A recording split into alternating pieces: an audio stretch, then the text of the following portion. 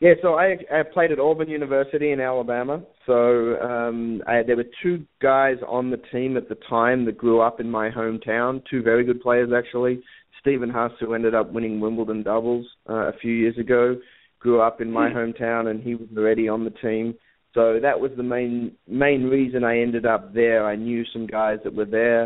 It was in the SEC, the strongest tennis conference. The weather was pretty good. I didn't know much about American football at the time, but fortunately, I went to a pretty good football school as well. So it ended up being a great environment. Yeah, Auburn, pretty good. Were there any national championships at that time? In football, there was one quite a few years ago, though. So the most recent cup comes since I've graduated. Yes. But still, I guess it's Tiger for life, huh?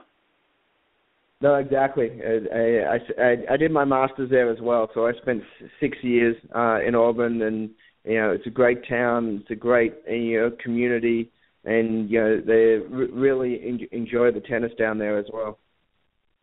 So, what were some of the lessons learned from the coaches and working with the team, being on a part of that team? How did that help you develop? Yeah, no, it was different for me because you don't really grow up in a team environment playing tennis in juniors the way I did anyway, and so it was really nice to be part of a team environment. I played team sport growing up, but not in tennis, so that was a bit of a learning curve. Some of the rule changes, playing lets was brand new to me. I'd never played lets before, so that took a little getting used to. The screaming and hollering that goes on, again, never really experienced that. So getting used to that, especially in the SEC, which is pretty rowdy. There's a lot of stuff being said, a lot of trash talking during matches, which is great because I grew up with that playing Australian rules football. That's pretty common, but not seeing it on the tennis court. So that was a lot of fun getting used to that environment. And then I was fortunate I had 3 or 4 really good players on the team that were all playing professionally after they got done. So it was a good environment. Trained hard, worked hard. We had some really good teams. My senior year was the best team that the school's ever had. So we did pretty well, and it was a fun process. Yeah. Now, but was there something about your game that developed, or, what was it about that technically or tactically came about through the coaching? Yeah, no, learn a little bit more to play a different style, because growing up in Australia, it was pretty fast courts at that time. A lot of grass court tennis was still being played. The hard courts were quick, and coming over and playing in the SEC, most of the courts were quite slow. They were, hard courts that had a lot of sand on them. They were quite gritty, and a lot of the matches were just, defensive type battles, and that was new to me. I was a pretty aggressive player, so I had to adjust and adapt, and that was a bit of a challenge. I also ran into some shoulder problems while I was at school, and that was a bit of a problem because I grew up with a pretty good serve and had to sort of play a lot of matches without that weapon. So you had to learn to, use plan B a little bit more and to develop some of those. So that was some of the things that really I was exposed to in that environment. Yeah, all that, and so then moving past that, after leaving school, how did it go next? Yeah, so I was struggling for nearly 3 years at school with some of these shoulder problems. They were misdiagnosed a little bit. and I had some major issues there. So I ended up having to have some surgeries, and that kind of changed my career path completely. I couldn't really play, the way I wanted to play anymore. And that got me into the whole area of sports science and how can I learn as much as possible about this area so that hopefully I can help others not struggle with some of the struggles that I had. And that was the real passion behind getting into this area.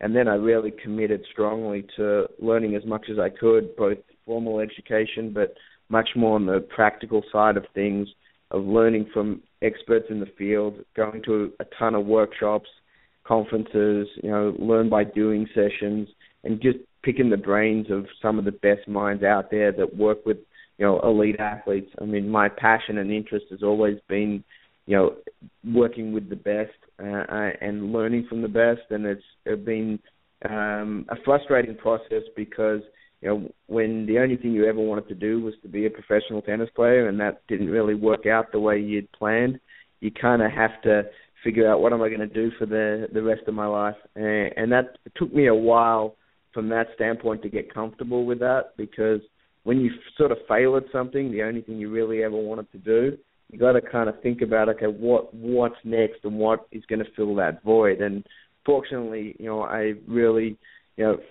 fallen in love with this area, and it's a real passion for me to help as many people as possible, learn as much as I can, and then try to present the information. A lot of the stuff I deal with is rather technical and rather complex, but trying to simplify that and make it as practical and applied as possible so people in the field that are working day-to-day with athletes can actually use that stuff.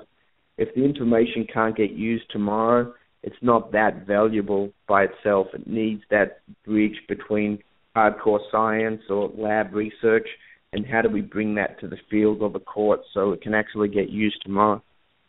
That is a great point, because I'm frustrated by the paralysis by analysis that goes on with people, and they might read something that's largely theoretical and they think about it all day long, but they can't really do it. So making things practical is huge. And another thing that I was reflecting on while you were talking is how common it is that people who have unfulfilled athletic dreams themselves, or who maybe weren't the very greatest player in their sport, become the best coaches. I'm thinking of Pat Riley and Phil Jackson, who were at best, strong role players on good teams, but because they were so fundamentally sound and they were very coachable, then they became great coaches. I'm thinking about Tony La Russa, who probably hit barely over his weight in the majors himself and became one of the greatest managers of all time. And the list goes on and on and on, right? So, to anyone listening out there, I guess the point is that we can let that motivate us to try to be the very best we can in another avenue. Yeah, most definitely. I think you bring up a great point. Being a great athlete is a skill and a gift a lot of the time. Great athletes are gifted. There's no doubt about it. We know that genetics accounts for at least 50% of athletic performance. The other 50% or so is work and discipline and professionalism and all those things. But you have to have skills. And a lot of the greats, they're geniuses. Like in any field, sometimes they don't even know why or how they do certain things. They're just able to do things that most people can't do. And that makes it very difficult sometimes when you're trying to teach someone who can't do what you can do. And that's a challenge for some of the greats, I think. But it's one of those things that if you look at the tennis industry, probably two of the most well-known coaches ever weren't great tennis players. If you're looking at Rick Macci or Nick Bollettieri, both of them have been phenomenal coaches and have had great results with a lot of different players. But neither of them were classified as good tennis players. So there's definitely something to be said for that coaching's a skill, playing's a skill. Sometimes people can do both at a very high level, but a lot of the time the skills are different.